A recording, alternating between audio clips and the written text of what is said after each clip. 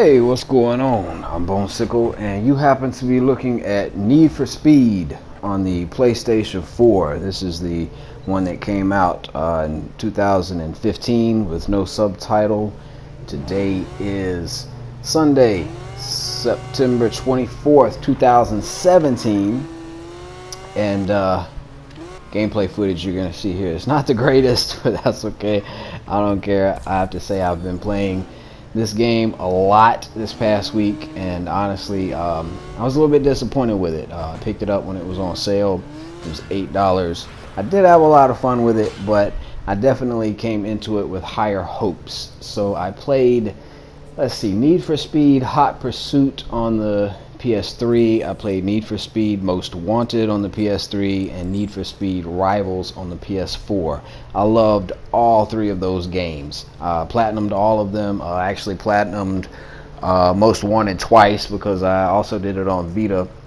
Those games were phenomenal. They gave you a huge range of vehicles. All the cars handled excellently. They were all a blast to play. They featured a lot of races, a lot of time trials and stuff. Just a lot of high adrenaline racing that felt great. This game completely different apparently. You get a garage that holds 5 cars and a warehouse that holds 5 cars, so technically you can only have 10 cars at any given time.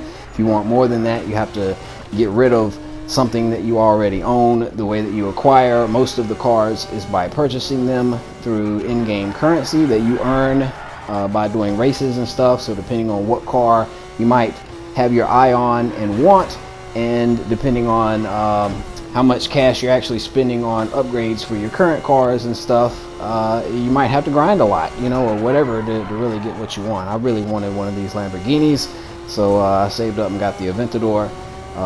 Secondly, after the initial purchases that I made or whatever. But anyway, main thing about this game that really throws me off is I never felt like any of the cars handled that well, and that's because the game really wants you to go into the garage and fiddle around with all the tuning and get the cars set up the way you want them to be set up.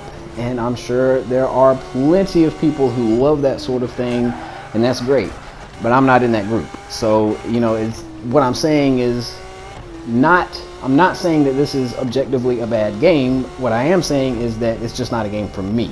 Probably a great thing for a great number of people, not what I expected, and I should have done a little more homework before I really jumped into it. But I did have a lot of fun, and I don't want to come off as overly negative. I really enjoyed my time, but I enjoyed it more the further I went, especially initially when I got into it. I was like really in over my head. I mean, it felt like going to a restaurant and you're expecting a really great meal to be served to you, and instead the chef brings you in the back and is like, here's the kitchen, here's all the ingredients, cook it yourself. And I mean, A, that's not what I want to do, and B, that's kind of what I'm paying you to do. So I know that's not a great analogy, but it's kind of like I cooked everything myself and didn't really enjoy the meal that much. So I really did struggle to really get the vehicles to behave the way I wanted them to behave. There's a huge list of sliders and adjusting the amount of air pressure in your front tires versus your back tires, and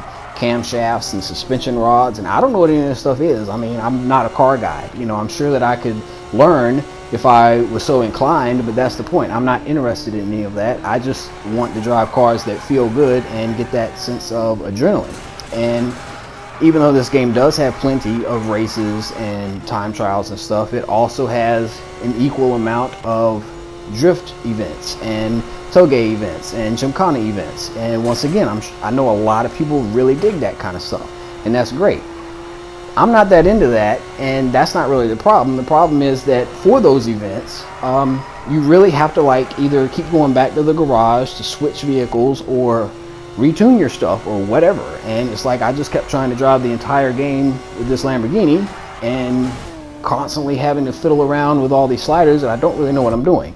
And then I would get everything to feel really good, and then I would go upgrade something that said the only thing it changed was giving me more horsepower, and then suddenly I couldn't drift properly anymore, and I'm like, I don't know what I did wrong, and so it really frustrated me quite a fair bit, but I did manage to platinum the game